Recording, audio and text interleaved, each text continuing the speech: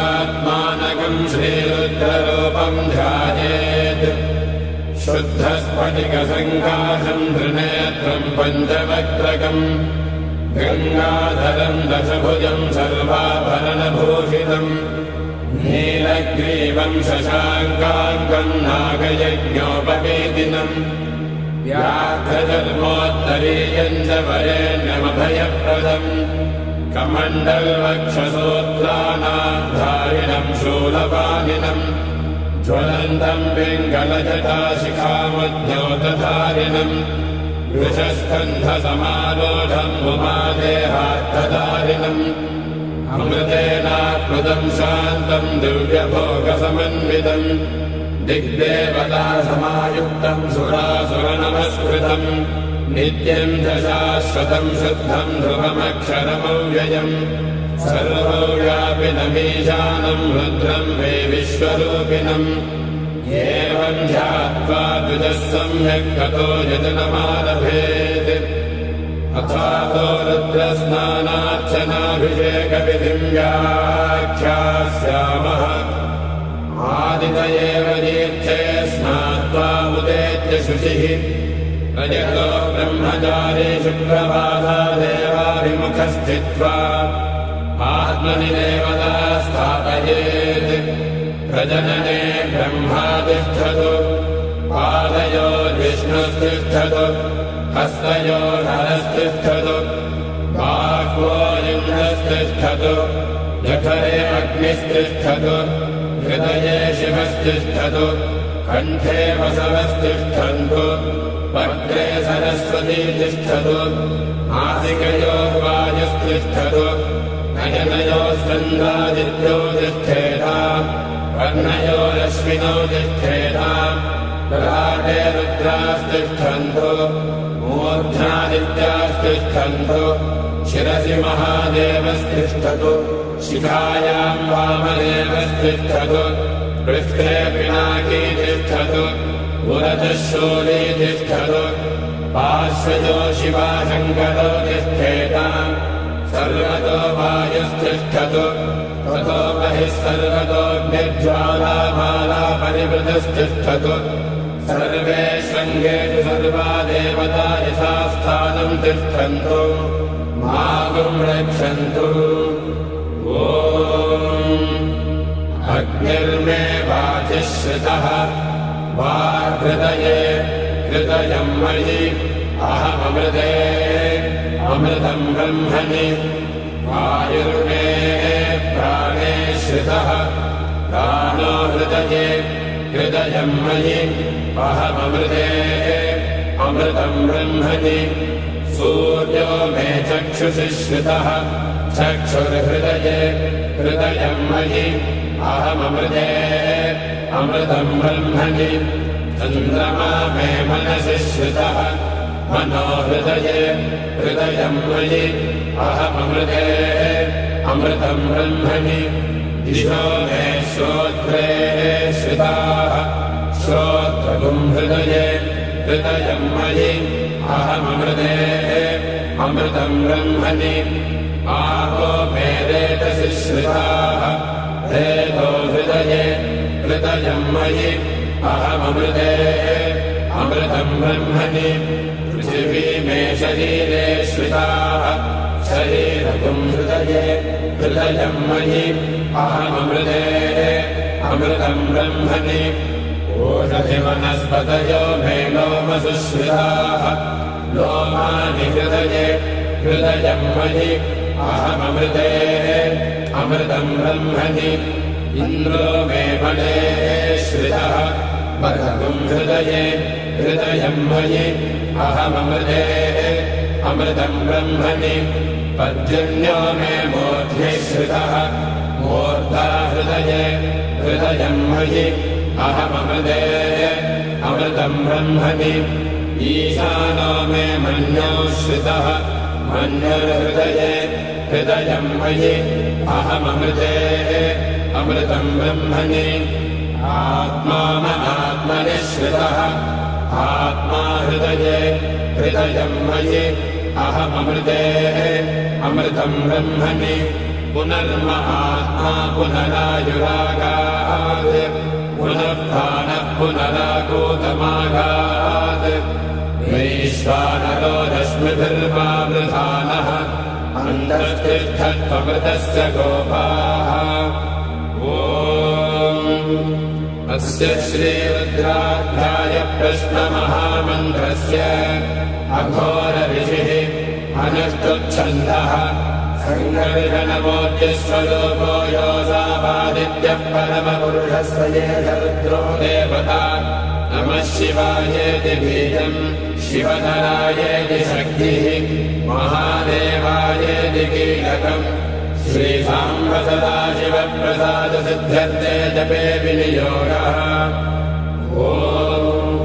अग्निहोत्रात्मने अङ्गुष्ठाभ्याम् नमः दर्शपूर्णमासात्मने दुर्जनेभ्याम् नमः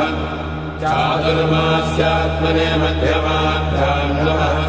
निरोधमशुबन्धात्मने अनामिकाभ्याम् नमः ज्योतिष्ठोमात्मने कनिष्ठिकाभ्याम् नमः सर्वकृत्वात्मने करतलकरपृष्ठाभ्याम् नमः अग्निहोत्रात्मने हृदयाय नमः दर्शपूर्णमासात्मने शिरसे स्वाहा चातुर्मास्यात्मने शिखायै वषट् निरोधपशुबन्धात्मने कवचाय हुम् ज्योतिष्ठोमात्मने नेत्रत्रयाय भूषट् सर्वकृत्वात्मने अस्त्राय फट् भूर्भुवस्सुवरोभिषिदिग्बन्धः ध्यानम्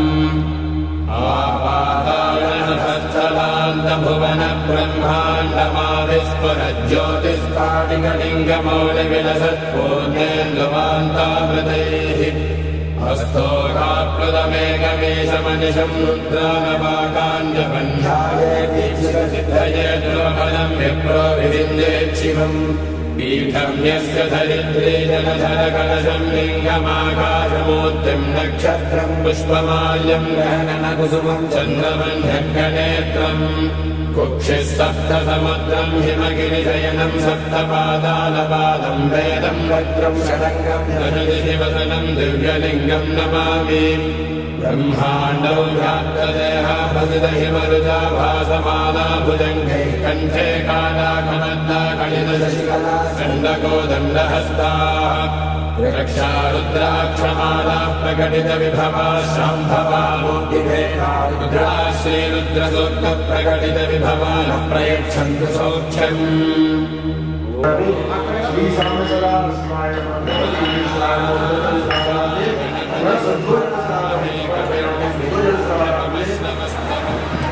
ज्येष्ठराजम् ब्रह्मणाम् ब्रह्मणस्पत आनशृण्वन्नोतिभिः सेदसादनम् ॐ महागणपतये नमः ॐ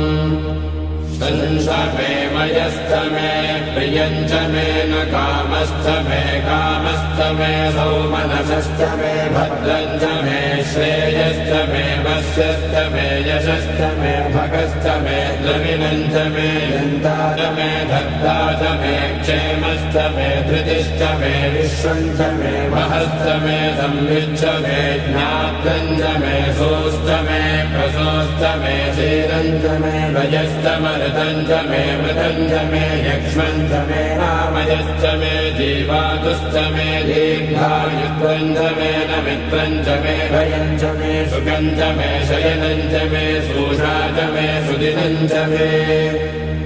ॐ शान्तिः शान्तिः शान्तिः ॐ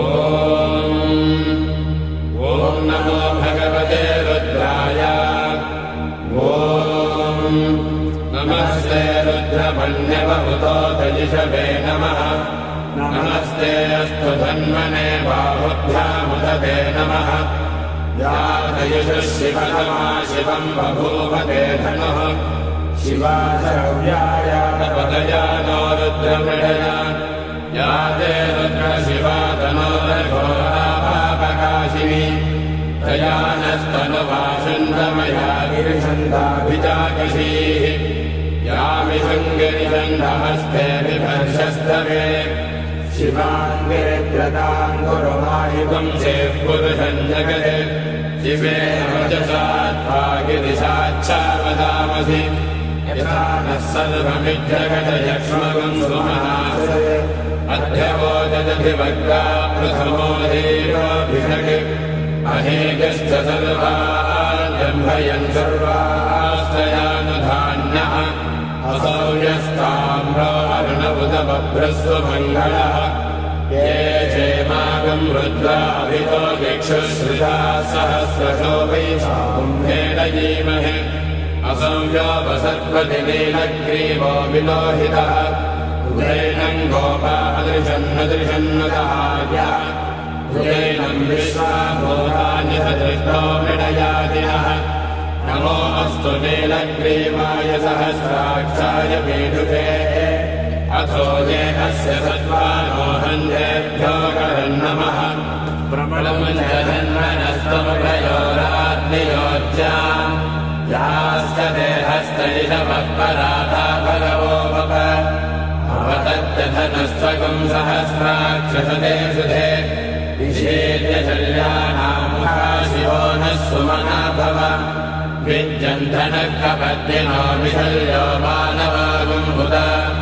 अनेशन्नशेषव आभुरस्य निषङ्गतिः या देहे धर्मे धृष्टमहस्ते बभूवते धनुः मया स्वान् विश्वतस्त्वमयक्ष्मया परिभ्रुज नमस्ते अस्त्वायुधायाना तदाय धृष्णवे उभाभ्यामुदते नमो बाहुभ्यान्तपधन्वने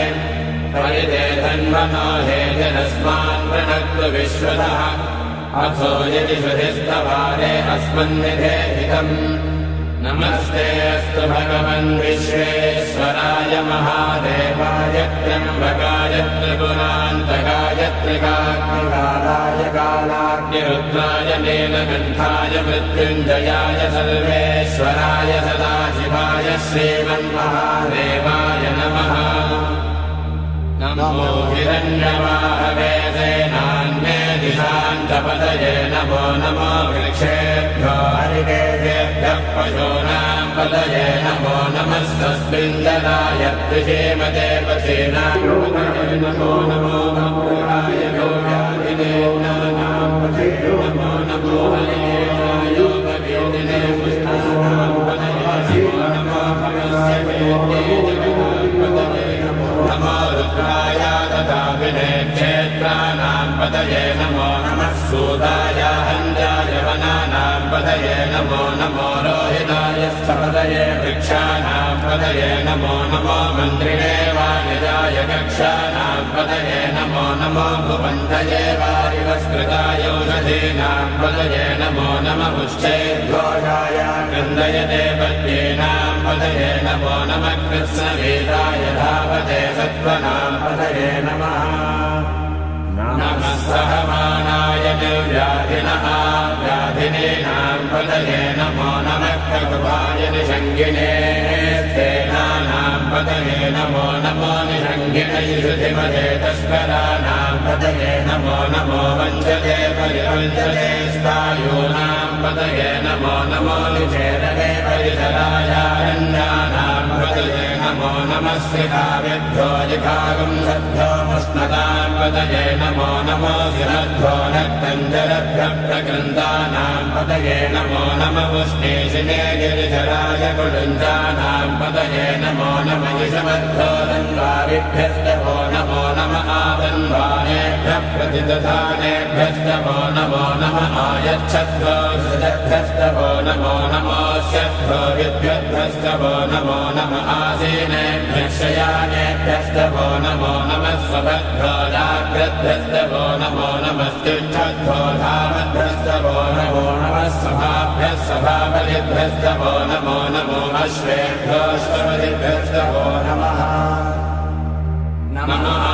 व्याधिनेभ्यो विविद्धन्तेभ्यस्तभो नमो नमः पुटनाभ्यस्तगम्भजेभ्यस्तभो नमो नमो वृत्सेभ्यो वृत्सपतिभ्यस्तभो नमो नमो भ्रातेभ्यो भ्रातपतिभ्यस्तभो नमो नमो गणेभ्यो गणपतिभ्यस्तभो नमो नमो विरूपेभ्यो विश्वरूपेभ्यस्तभो नमो नमो महद्धाक्षुल्लकेभ्यस्तभो नमो नमो ऋषिभ्यो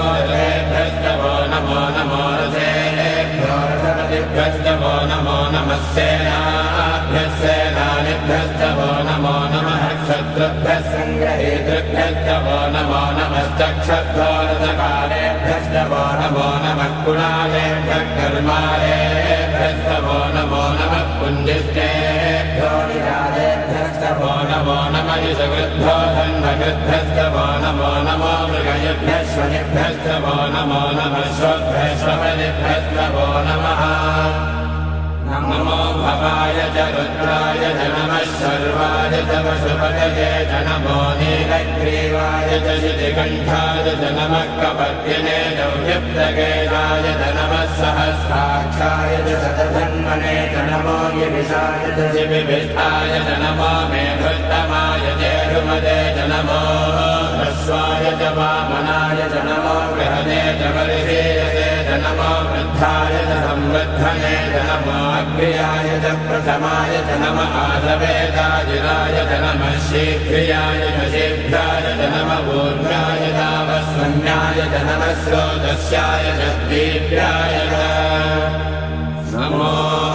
ज्येष्ठाय च कनिष्ठाय च नमः पूर्वजाय चापरदाय च नमो मध्यमाय चापकल्पाय च नमो जघन्याय च बुद्ध्याय च नमः स्वोभ्याय च प्रतिधर्याय च नमो याम्याय च क्षेम्याय च नमः उर्वर्याय च कल्याय च नमः श्लोक्याय चावसान्याय च नमो वन्याय च कक्ष्याय च नमः श्रवाय च प्रतिश्रवाय च नमः आशुधेनाय चासुरथाय च नमः शूराय चावविन्दते च नमो वर्मिणे च वरोधिने च नमो बिल्विने च कवचिने च नमः श्रुताय च श्रुतसेनाय च नमो दुन्दुभ्याय च हनन्याय च नमो धृष्णवे च प्रमृगाय च नमो दूताय च प्रहिताय च नमो निषङ्गिने च ऋधिमते च नमस्तीक्ष्णे च वेदायुधिने च नमः स्वायुधाय च सुधन्वने च नमः श्रुत्याय च पथ्याय च नमः काट्याय च नेत्याय च नमः सूत्याय च वदस्याय च नमो नाट्याय च वैजन्ताय च नमः कोप्याय च भट्याय च नमो वश्याय च वर्ष्याय च नमो मेघ्याय च विद्युद्याय च नमः शीघ्रियाय च तप्याय च नमो वाद्याय च रेश्म्याय च नमो वास्तव्याय च वास्तुपाय च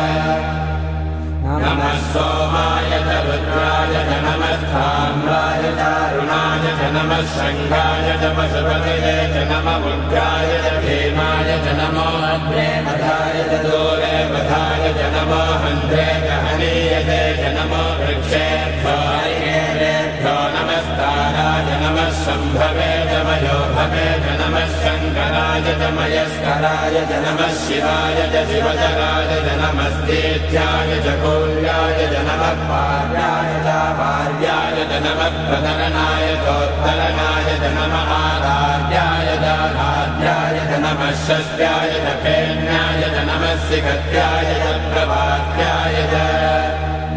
नमः जरण्याय च प्रपथ्याय च नमः किकुंशिलाय च क्षयनाय च नमः कपद्दिने च पुनस्तये च नमो गोष्ठ्याय च गृह्याय च नमः स्तल्भ्याय च गेह्याय च नमः काट्याय च कट्वरेष्ठाय च नमो हृदयाय च निवेष्ट्याय च नमः पाकं सौव्याय च रजस्याय च नमः शुष्क्याय च हरिद्याय च नमो लोक्याय च लभ्याय च नमः भूम्याय च सोम्याय च नमः पर्याय च पर्णशद्याय च नमो मधुरमानाय च विघ्नते च नमः आक्षिपते च प्रक्षिपते च नमो वक्यदिकेभ्यो देवानागुंहृदयेभ्यो नमो विक्षीणकेभ्यो नमो विचिन्वद्केभ्यो नमः आनिर्हरेभ्यो नमः आमीवद्केभ्यः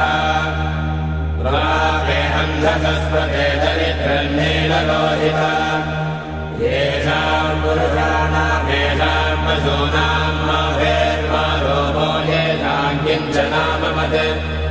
या ते रुद्रशिवा तनो शिवा विश्वाः भेषति शिवा रुद्रस्य भेषति दयानो मृडदेवसे इमागम् रुद्राय तपसे कपद्भिने क्षयत्तीराय प्रभरामहे मतिम् यथा नः समसद्विपदे चतुष्पदे विश्वम् पुष्टम् ग्रामे अस्मिन्ननातुरम् वृणानो रुद्रोधनो मयस्पृथिभ्ययत्तीराय नमः विधेमते यच्छन्दयो समनुराय जय पिता तदस्यामतवरुद्रप्रणीतौ मानो महान्तमुदमानो अध्वर्गम् मानवुक्षन्तमुदमानवुक्षितम् मानवधे पितरम् मोदमातरम् प्रियामानस्तनुवो रुद्ररीर्यः मानस्तोकेतनये मान आयुषिमानो गोषुमानो अश्वेजुरीर्यः वीरान्मानो रुद्रभावितो बधेत इष्मन्तो नमसा विधेमते आराध्ये गोर्धमुदपूरुषग्ने क्षयत्तीराय सुम्नमस्मे ते अस्तु रक्षाजनो अधिजदेव प्रोह्यदानः शर्म यच्छद्विवर्हा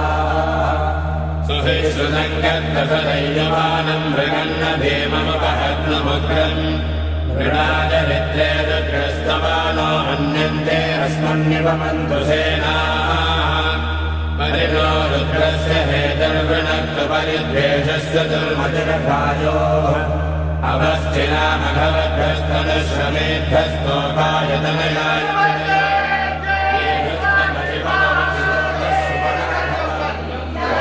वृक्षायुधम् निधाय कृत्यम् वधान आचरपिनाकम् विप्रदातिः दीर्घविलोहित नमस्ते अस्तु भगवः यास्ते सहस्रकुम्भेदयोन्यमस्मन्निवपन्तु ताः सहस्रादिसहस्रधा बाहुभोस्तवहेतयः तासामीशानो भगवत्पराजीनामुखादिः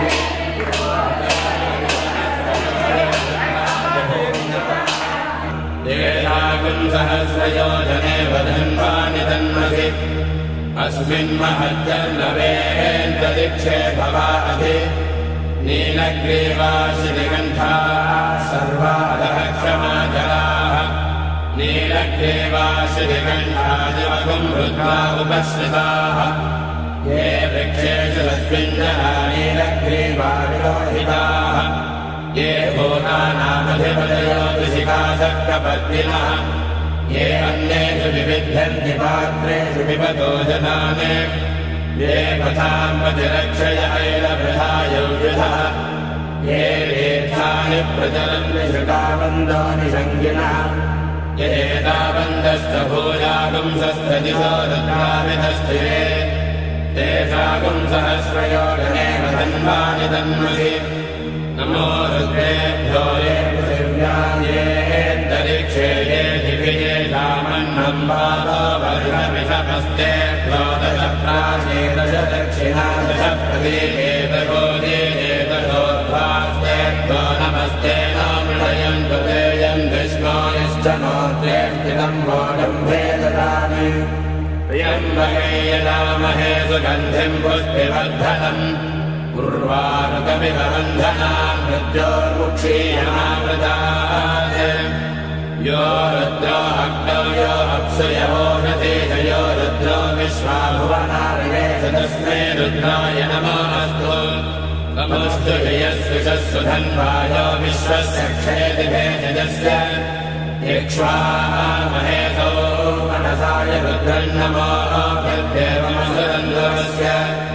अयम् मे हस्तो भगवान् अयम् मे भगवत्तरः अयम् मे विश्वभेदयोजगुम् शिवाभिमर्जनः एते सहस्रमयुतम् पाशामृत्यो मत्याय हन्दवे प्राण्यज्ञस्य मायया सर्वानवयजामहे मृत्यवे स्वाहा मृत्यवे स्वाहा ॐ नमो भगवते रुद्राय विष्णवे मृत्युर्मे पाहि प्राणानाम् ग्रन्थिरसि रुद्रो मा विश्वान्तकः तेनान्येनाप्यायस्व ॐ शान्तिः शान्तिः शान्तिः अग्ना विष्णो सजोषसे मामध्वन्तु वाङ्गिरः युम्ने वाजेभिरागतम् वाजश्च मे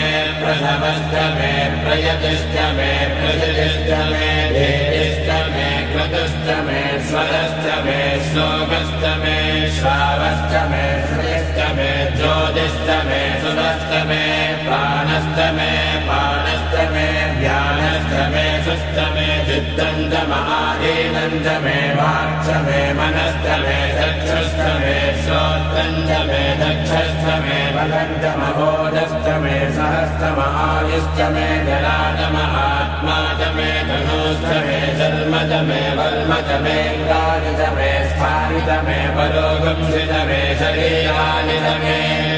ज्येष्ठञ्च महाधिपत्यञ्च मे मन्यश्च मे भामश्च मे मश्च मे भश्च मे धेमा च मे महिमा च मे भजिमा च मे प्रसिमा च मे भस्मा च मे प्रादुया च मे वृद्धञ्च मे वृद्धिश्च मे सत्यञ्च मे श्रद्धा च मे जगश्च मे धनञ्च मे वशश्च मे कृषिश्च मे क्रीडा च मे मोदश्च मे जातञ्च मे जनिष्यमानञ्च मे सूक्तञ्च मे सुकृतञ्च मे वित्तञ्च मे वेद्यञ्च मे भूतञ्च मे भविष्यश्च मे सुगञ्च मे सुवसञ्च मरुद्धञ्च मरुद्धिश्च मे कृत्यञ्च मे कृत्तिश्च मे मतिश्च मे सुमतिश्च मे स्वञ्च मे मयश्च मे प्रियञ्च मे कामश्च मे कामश्च मे सोमनसश्च मे भद्रञ्च मे श्रेयश्च मे वस्यश्च मे यशश्च मे भगश्च मे प्रवीणञ्च मे यन्ताच मे भक्ताच मे क्षेमश्च मे धृतिश्च मे विश्वञ्च मे महश्च मे संविच्च मे ज्ञात्रञ्च मे सोश्च मे प्रसोश्च मे क्षीरञ्च मे लयश्च मरुतञ्च मे मृतञ्च मे यक्ष्मञ्च मे नामयश्च मे जीवातश्च मे दीर्घायुत्वञ्च मे नमित्रञ्च मे भयञ्च मे सुगञ्च मे शयनञ्च मे शोषा च मे सुयनञ्च मे ऊर्च मे सोहृदा च मे भयश्च मे रसश्च मे घृतञ्च मे मधुश्च मे सख्यश्च मे सफेदिश्च मे वृषिश्च मे वृष्टिश्च मे नेत्रञ्च मौद्धत्यञ्च मे रजिश्च मे रायश्च मे पुष्टञ्च मे पुष्टिश्च मे विभुज मे प्रभुज मे बहुज मे भूयश्च मे पूर्णञ्च मे पूर्णतरञ्च मे क्षितिश्च मे भूयवाश्च मे नञ्च मे क्षुश्च मे व्रीहयश्च मे यवाश्च मे माषाश्च मे धिराश्च मे मुद्राश्च मे खल्वाश्च मे गोधूमाश्च मे वसुराश्च मे प्रियङ्गवश्च मे नवश्च मे श्यामाकाश्च मे नीवालाश्च मे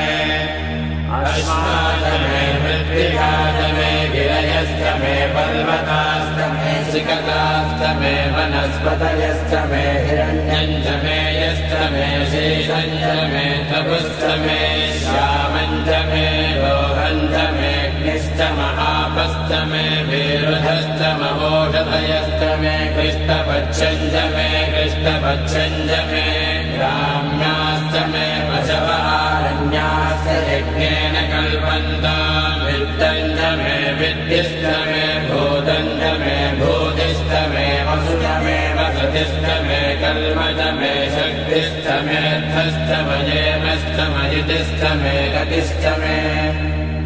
अग्निश्च मयिन्द्रश्च मे सोमश्च मयिन्द्रश्च मे सविता च मयिन्द्रश्च मे सरस्वती च मयिन्द्रश्च मे पूषा च मयिन्द्रश्च मे बृहस्पतिश्च मयिन्द्रश्च मे मित्रश्च मयिन्द्रश्च मे वरुणश्च मयिन्द्रश्च मे त्वष्टा च मयिन्द्रश्च मे धाता च मयिन्द्रश्च मे विष्णुश्च मयिन्द्रश्च मे श्विनो च मयिन्द्रश्च मे मरुदश्च मयिन्द्रश्च मे विश्वे च मे देवा इन्द्रश्च मे पृथिवी च मयिन्द्रश्च मेऽन्तरिक्षं च मयिन्द्रश्च मे द्यौश्च मयिन्द्रश्च मे दिशश्च मयिन्द्रश्च मे मूर्धा च मयिन्द्रश्च मे प्रजापतिश्च मयिन्द्रश्च मे पुंसश्च मे रश्मिश्च मे दाभ्यश्च मे धिपतिश्च महुपापुंसश्च मे कल्यामश्च महेन्द्रवायवश्च मे वैश्वावरुणश्च महाश्विनश्च मे प्रतिप्रश्च स्थानस्थ मे शुक्रस्थ मे मन्त्री च महाग्रजनश्च मे वैश्वदेवश्च मे ध्रुवश्च मे वैश्वानरश्च मरुतग्रहाश्च मे दिग्राह्याश्च महेन्द्राग्नश्च मे वैश्वदेवश्च मे मरुत्वदीयाश्च मे माहेन्द्रश्च महादित्यश्च मे सावित्रश्च मे सारस्वतश्च मे भूष्णश्च मे वाग्देवतश्च मे आयुर्जनश्च मे वेदिश्च मे निष्क्रियाश्च मे श्रुतश्च मे तमसाश्च मे श्यामानश्च मे स्वरवश्च बहुपरवाश्च मे ऋषवनेच मे द्रोणकलशश्च मे वायव्यानिच मे भूतभृच्च महाधवनीयश्च महाग्नेन्द्रञ्च मे हविर्धानञ्च मे गृहाश्च मे सदश्च मे पुरोणाशाश्च मे भजताश्च मे बभृतश्च मे स्वदाकारश्च मे अग्निश्च मे धर्मश्च मे कश्च मे सूर्यश्च मे प्राणश्च मे श्वमेधश्च मे पृथिवी च मे दितिश्च मे द्यौश्च मे शक्वरे अङ्गुलज्योतिषश्च मे यज्ञेन कल्पन्तां रक्ष मे शाम च मे सोमश्च मे यजुश्च मे दीक्षा च मे तपश्च मरुतश्च मे व्रतं च मे होरात्रयो दृष्ट्या बृहद्रतन्तरे च मे यज्ञेन कल्पेता